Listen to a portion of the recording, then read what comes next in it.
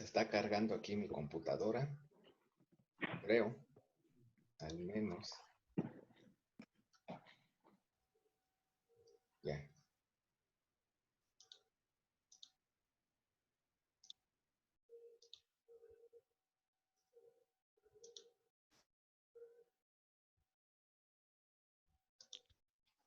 Bueno, este sería el documento. Vamos a ponernos por acá para que no estorbe. Bueno, entonces para ver lo que es el diseño 2 a la 3, vamos a partir de pues de este ejemplo que tenemos acá, en el cual se estudia un proceso que va a fabricar pues una cubierta de vinilo que se utiliza, pues valga la redundancia, para cubrir los asientos de automóvil. Para ver la calidad de esta cubierta de vinilo, se estudian 3 factores, que es el cociente de cierto plastificante, la tasa de extrusión y la temperatura de secado, ¿sí? La variable de respuesta que se analiza en este problema es el espesor de la cubierta de vinilo, la cual está dada en milésimas de pulgada. Se hace un diseño factorial 2 a la 3 con 4 réplicas, y esto pues son resultados reales, los cuales están reportados en un artículo, la cual ustedes pueden observar la referencia en el texto del problema. Los resultados experimentales están dados en esta tabla con los diferentes arreglos que tenemos aquí, ¿sí? Esto pues vienen siendo los arreglos con su etiqueta correspondiente. Por ejemplo, en el caso del primer renglón, pues la etiqueta es el 1, en el segundo renglón la etiqueta es A, en el tercer renglón la etiqueta es B, luego seguiría AB, C, AC, BC y ABC. Recuerden que donde están los signos positivos es donde aparece la letra, ¿sí? Donde está el signo negativo, pues indica que es un nivel bajo. Entonces, el problema, pues lo que nos pide es hacer la estimación de los efectos principales y de las interacciones. Construir una tabla de ANOVA y aquí calcular el valor P y sacar las conclusiones. Entonces, como ya lo explicamos anteriormente, los factores que se analizan son 3. El factor A es el cociente de cierto plastificante, o sea, una relación de cuánto se agrega de plastificante. El factor B, la tasa de destrucción, o sea, a qué velocidad se está generando el plástico, ¿sí? Y el factor C, la temperatura, ¿de acuerdo? La variable de respuesta es el espesor de la capa de vinilo que se está produciendo en milímetros de pulgada. Para hacer los cálculos correspondientes, lo primero que hay que hacer es sumar todas las réplicas que tenemos para cada uno de los arreglos. Aquí lo tenemos para cuando todos están en su nivel bajo, pues esta sería la sumatoria.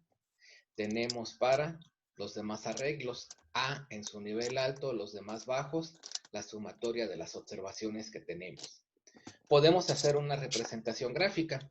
En este caso, como son 3 factores, la representación gráfica pues está dado como si fuera un cubo, una representación tridimensional, ¿sí? Donde pues podemos asumir de manera pues arbitraria, aleatoria, que esto fuera el eje de las X, por ejemplo, fuera el factor A, donde pues en la parte izquierda pues sería su nivel bajo, en la parte derecha sería su nivel alto. El eje de las Y podríamos considerar que fuera el factor C, donde pues tenemos el nivel bajo en la parte inferior y el nivel alto en la parte superior. Y y lo que viene siendo la dirección de la pantalla hacia nosotros sería el factor B, por ejemplo, donde en esta parte de acá, en la parte más cercana a nosotros sería su nivel bajo y en la parte más alejada su nivel alto, ¿sí? De tal forma que aquí la representación gráfica, nosotros ponemos los diferentes arreglos e indicamos aquí ya la sumatoria de todas las réplicas que tenemos, ¿sí? Es importante pues tener bien hacer entender y hacer la representación gráfica pues para saber con qué estamos trabajando.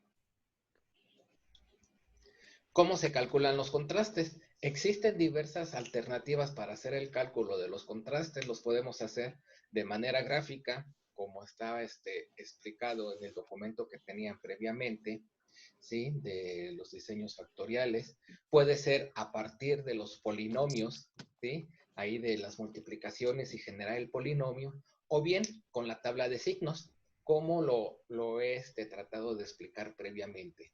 ¿Cómo se genera esta tabla de signos? Primero, en la primera columna, ponemos las etiquetas correspondientes. 1, que todos los factores están en su nivel bajo. A, B, AB, C, AC, BC y ABC, ¿sí? Son las distintas combinaciones. Aquí, como es un diseño 2 a la 3, el total de combinaciones pues debe ser de 8, ¿sí? La segunda columna es la sumatoria de cada una, de todas las observaciones o de todas las réplicas que tenemos en cada uno de los arreglos. Y después, pues ahora sí viene cómo vamos a ir asignando los signos. Vamos a tener al factor A, al factor B. Luego la interacción AB, el factor C y así sucesivamente.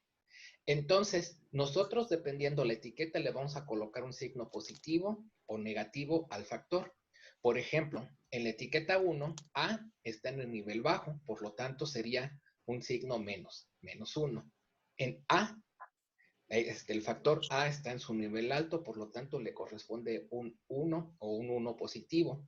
En B, A está en su nivel bajo, por lo tanto es menos. Así sucesivamente. Para el caso de B, pues lo vamos haciendo de la misma forma. En el caso de la etiqueta 1, A está en su nivel bajo, por lo tanto le corresponde el signo menos. En la etiqueta A, B está en el nivel bajo, por lo tanto le corresponde un signo menos. Por ejemplo, en AC, B está en un nivel bajo, por lo tanto le corresponde un signo menos. En BC, B está en un nivel alto, por lo tanto es un signo positivo. Así es como vamos armando la tabla de los signos. Para la interacción, pues simple y sencillamente multiplicamos la columna A por B y de esta forma tendríamos el arreglo de los signos correspondientes para la interacción AB. Por ejemplo, menos por menos me da más por menos me da menos. Menos por más me da menos. Más por más me da más. Así sucesivamente, ¿sí? Luego tenemos al factor C. Hay que armar cuáles son los signos correspondientes, ¿sí? Podemos observar que en las primeras 4 combinaciones, pues no aparece el factor C aquí, por lo tanto está en su nivel bajo y va a tener un signo negativo. En las siguientes 4, aparece C, por ejemplo, tenemos C, AC, BC, ABC, por lo tanto, el factor C está en un nivel alto y aparecen los signos positivos, ¿sí? Para sacar la combinación de signos para la interacción AC, tendríamos que multiplicar la columna A por la columna C y así y obtener la combinación de signos. Por ejemplo, aquí sería menos por menos me da más. Aquí más por menos me da menos. Menos por menos me da más, así sucesivamente. Lo hacemos para BC, de igual forma, multiplicamos la columna B por la columna C y armamos las combinaciones de los signos. Una cosa importante, para de una forma pues confirmar que vamos haciendo los cálculos de manera correcta, debemos de tener la misma cantidad de signos positivos que de negativos. O sea, en cada una de estas columnas debemos de tener 4 signos positivos, 4 signos negativos. Por ejemplo, aquí tenemos 1, 2, 3, 4 signos negativos. Aquí, por ejemplo, tenemos 1, 2, 3, 4 signos positivos. Eso pues es un indicativo de que vamos haciendo los cálculos de manera correcta. No necesariamente quiere decir que esté bien, ¿verdad? Pero pues puede decir que vamos procediendo de buena forma. Enseguida, para hacer el cálculo de los contrastes, pues lo que hay que hacer es multiplicar estos signos por la columna de las sumatorias, ¿sí? Y obtener los valores correspondientes y después los vamos a sumar, ¿sí? Entonces multiplicamos cada una de estas columnas que tenemos aquí por esta columna de las sumatorias y obtenemos esta tabla, ¿sí? Lo sumamos y al momento de sumar, en esta parte ya tendríamos los contrastes. Por ejemplo, tendríamos el contraste de A, hacerlo un poco más pequeño. Contraste de A, contraste de B, contraste AB, contraste C, contraste AC, contraste BC y contraste ABC. Los contrastes pueden tener signos positivos, pueden tener signos negativos. ¿Sí? Se calculan los efectos a partir de la fórmula general, en la cual la fórmula general implica a cada uno de los contrastes multiplicarlo por 2 y dividirlo entre n por 2 a la k, donde n es el número de réplicas que tenemos para cada una de las combinaciones que tenemos nosotros, y k es el número de factores. Tenemos 3 factores, por lo tanto k es igual a 3. Tenemos 4 réplicas, por lo tanto n es igual a 4. Entonces hacemos los cálculos correspondientes y obtendríamos el efecto, ¿sí? O sea, esto pues lo vamos a multiplicar por 2 y a dividirlo entre 32, o bien el contraste lo vamos a dividir entre 16, ¿sí? Al aplicar esto que tenemos aquí, tenemos ya los efectos, ¿sí? ¿Para qué nos van a servir? Pues bueno, esto nos van a servir para hacer la estimación del modelo matemático más adelante. Nuevamente, los efectos pueden ser signos positivos, pueden ser signos negativos, ¿sí? No importa. La suma de cuadrados, pues se calcula igual, ya que tenemos los contrastes se elevan al cuadrado y se dividen entre n por 2 a la k, donde recordando n es el número de réplicas, en este problema es igual a 4, k es el número de factores, que en este problema es igual a 3, ¿sí?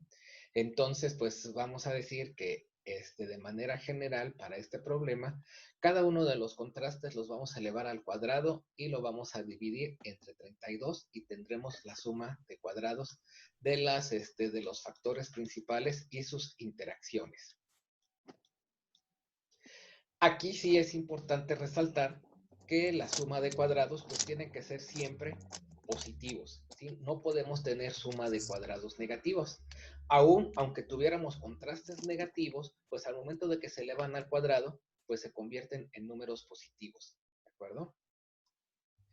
Ahora, la suma de cuadrados, pues la suma de cuadrados se calcula como ya lo hemos visto previamente, en el cual cada una de las observaciones que tenemos las vamos a elevar al cuadrado y las vamos a sumar. Esto es lo que implica esta sumatoria. O sea, aquí en los datos originales del problema va a ser 7 al cuadrado, más 5 al cuadrado, más 6 al cuadrado, más 7 al cuadrado, más 6 al cuadrado, así sucesivamente, hasta terminar con 11 al cuadrado, más 9 al cuadrado, ¿sí?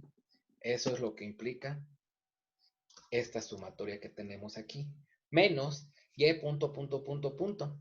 Y punto, punto, punto, punto es el gran total. O sea, sumar todas las observaciones, las elevamos al cuadrado y la dividimos entre n por 2 a la k.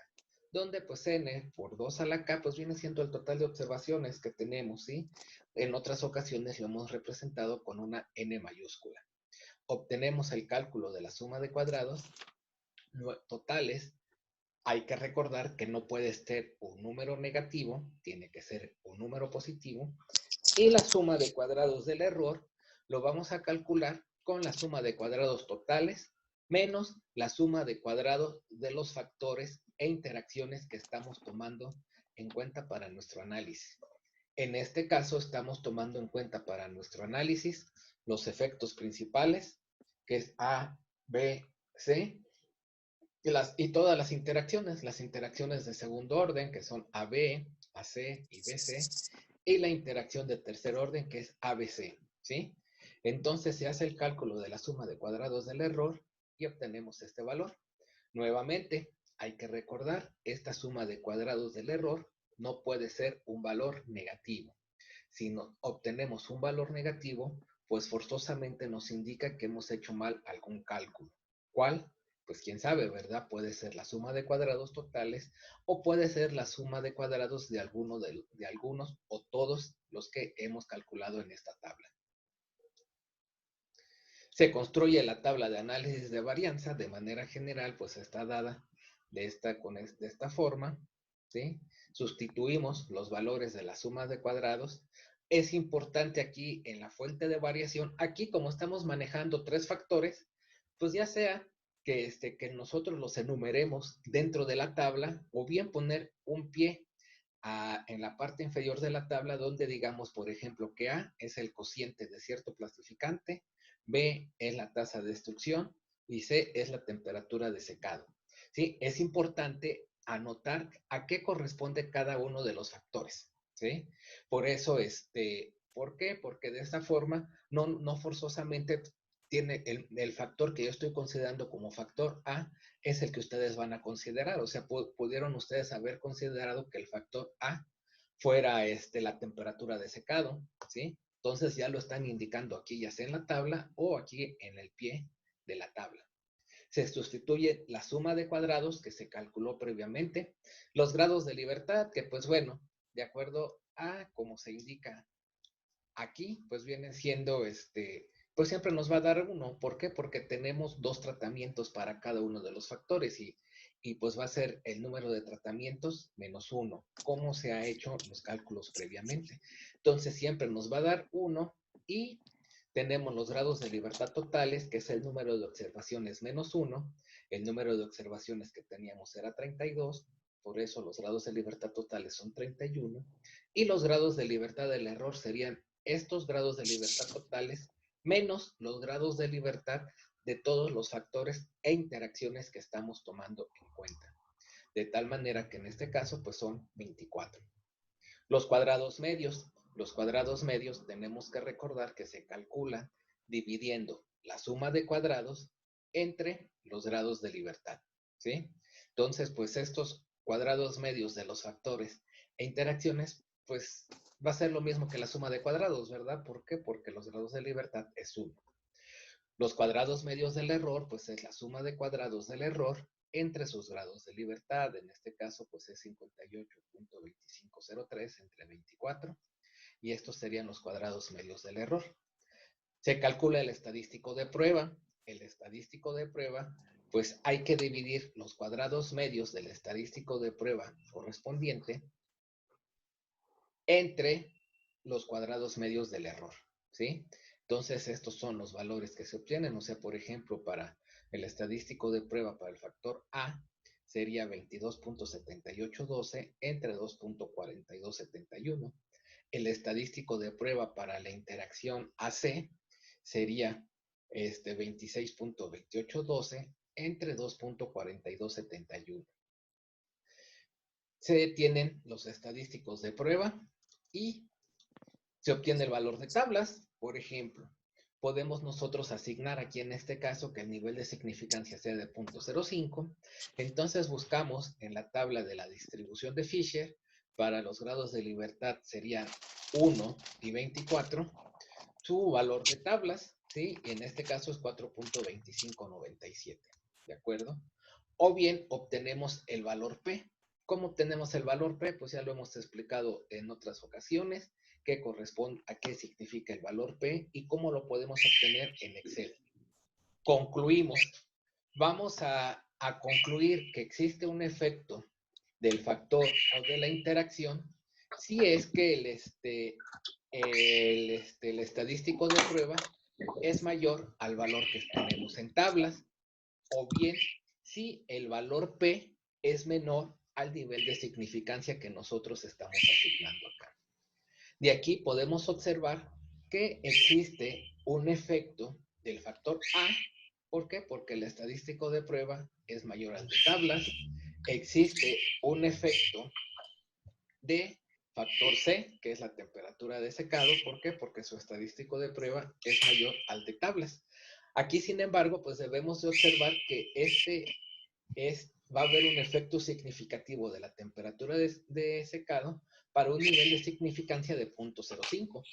¿Sí? Por ejemplo, si el nivel de significancia que nosotros hubiéramos asignado fuera de 0.01, pues estaríamos concluyendo que la temperatura de secado no tiene un efecto en el espesor de la capa de vinilo. ¿Por qué? Porque el valor P es mayor a 0.01. ¿De acuerdo? En las interacciones, pues nada más observamos que existe una interacción entre el factor A y el factor C. es el único en el cual el estadístico de prueba es mayor al de tablas. O sea, quiere decir que existe un efecto sinérgico entre la cantidad de plastificante que se está agregando y la temperatura de secado. ¿De acuerdo? Son las conclusiones que tenemos anotadas aquí en este párrafo. Y entonces, pues pasamos a hacer la validación del modelo. Para eso hay que construir el modelo matemático, y el modelo matemático va a estar dado ahora nada más por estos términos, que es beta 0 más beta 1 por x1 más beta 3 por x3 más beta 1, 3 por x1 por x3. ¿Por qué? ¿Por qué beta 1? Porque nosotros en la tabla de análisis de varianza determinamos que había un efecto significativo en el factor A. Beta 3, ¿por qué? Porque había un efecto significativo del factor C. Y beta 1, 3, porque había un efecto de la interacción entre el factor A y el factor C. ¿Cómo calculamos las betas? Pues las betas se calculan a partir de los efectos, ¿sí? Beta 0 es el gran promedio, el promedio de todas las observaciones. Beta 1 es el efecto A entre 2. Beta 3, aquí hay un error, debería ser C entre 2. Ahí pues hay que corregirlo. Y beta 1, 3 sería el efecto AC entre 2. ¿Sí? Son estos los valores que tenemos aquí. Calculamos los residuales como pues a partir de los valores experimentales. Le restamos el valor predicho por el modelo. Para hacer el cálculo del valor predicho por el modelo, x1 y x3 van a tomar el valor de -1 o de 1, dependiendo el nivel en el que se encuentre A y se encuentre C. Por ejemplo, para la etiqueta 1, tanto A como C están en el nivel bajo, entonces x1 y x3 van a tomar el valor de -1, ¿sí? Se calcula ese valor predicho por el modelo y se le resta a los valores experimentales y obtenemos los residuales. Para la etiqueta A, el factor A está en su nivel alto, por lo tanto x1 va a tomar el valor de 1 positivo. C está en un nivel bajo, por lo tanto x3 va a tomar el signo de 1 negativo. Para la etiqueta B, tanto A como C están en su nivel bajo, por lo tanto x1 va a ser igual a -1, x3 va a ser igual a -1. Sí, y ustedes, por ejemplo, pueden observar que el valor predicho por el modelo para la etiqueta B es exactamente igual al valor predicho por el modelo para la etiqueta 1. ¿Por qué? Porque tanto A y C en ambos casos se encuentran en el nivel bajo.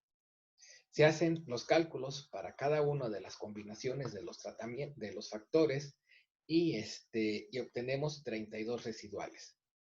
Para el cálculo de la frecuencia acumulada, estos 32 residuales se ordenan de menor a mayor, ¿sí? Se les da cierto orden, y donde encontramos valores repetidos, si ustedes recuerdan, pues hay que sacar un promedio. Entonces, por ejemplo, aquí teníamos valores repetidos en 2, 3 y en 2 y en 3, entonces calculamos un valor promedio y sería 2.5. Aquí, por ejemplo, teníamos valores repetidos en 6, 7, 8, 9 y 11. El valor promedio pues sería 8. Y así es como vamos construyendo pues el orden J y su frecuencia acumulada. Construimos la gráfica de residuales contra frecuencia acumulada, y si entre el percentil 25 y 75, o entre punto 25 y punto 75 para la frecuencia acumulada, los datos siguen la tendencia de una línea recta, podemos concluir que se cumple con el supuesto de normalidad. ¿De acuerdo?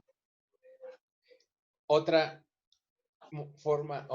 gráfica para validación del modelo es hacer una gráfica del valor experimental contra los residuales, y pues aquí observamos que tenemos pues estos valores, ¿no? En esta gráfica pues no se observa una tendencia en los datos, pues podemos concluir que el modelo es adecuado, ¿sí? Esas serían las conclusiones, y pues tendrían que haber resuelto la tarea en los problemas que están dados aquí. ¿De acuerdo? Entonces, pues no sé, tengan alguna duda O ya todo quedó perfectamente claro, ya después de haber hecho el problema y toda la cosa.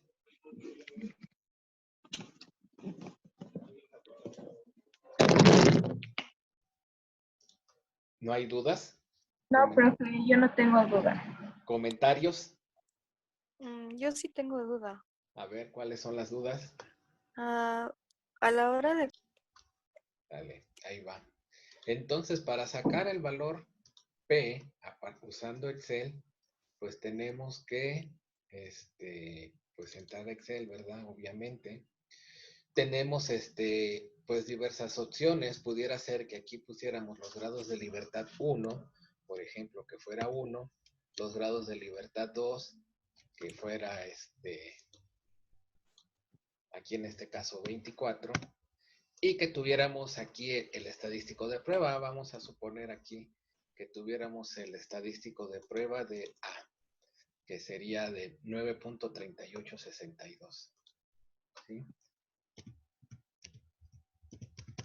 Entonces vamos a buscar dentro de las funciones que tiene Excel, ¿cómo lo hago yo? Le doy clic aquí donde dice FDX y me muestra aquí, por ejemplo, las usadas recientemente. Voy a utilizar yo la distribución F de la cola derecha, por ejemplo. Le digo aceptar. Aquí, ¿qué es lo que me va a dar? Me va a devolver la distribución de la cola derecha de probabilidad. Entonces yo le puedo decir aquí en X que me dé el valor del estadístico de prueba. Entonces le digo que sea la celda H3. Los grados de libertad 1 serían estos de acá. Los grados de libertad 2, estos de acá, los 24. Y me estaría dando el valor. Ya sea aquí, lo puedo yo ver que es 0.053. O bien le pongo aceptar y pues ya me está dando el valor aquí. Así es como puedo determinar el valor P. Es importante, ¿cuál es la función esta? distr.f.cd, ¿sí? Cola derecha. Esto para la versión que yo tengo de Excel. Si ustedes tienen otra versión distinta, pues tendrán que buscar la función correspondiente, ¿sí?